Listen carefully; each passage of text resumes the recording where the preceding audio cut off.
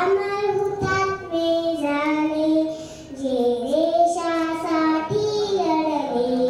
ते अमर हुतात्मे झाले, सोडिले सर्व घरदार, सोडिला सुखी संसार. सोडिले सर्व घरदार, सोडिला सुखी संसार. ते ज्योती संजीवन जगले, ते अमर हुतात्मे झाले. ते ज्योती संजीवन जगले, ते अमर हुतात्मे झाले.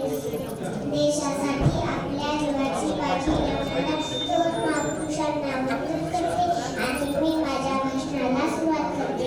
मित्रांनो, आज आपण प्रजासत्ताक दिन साजरा करण्यासाठी एकत्र आहोत. प्रजासत्ताक जानेवारी 1950 रोजी आपल्या भारतात राज्यघटना स्वीकारली. डॉक्टर बाबासाहेब आंबेडकर यांनी ही राज्यघटना स्वीकारली. खरंच आजचा दिवस सोहळ्याचा म्हणावा लागेल.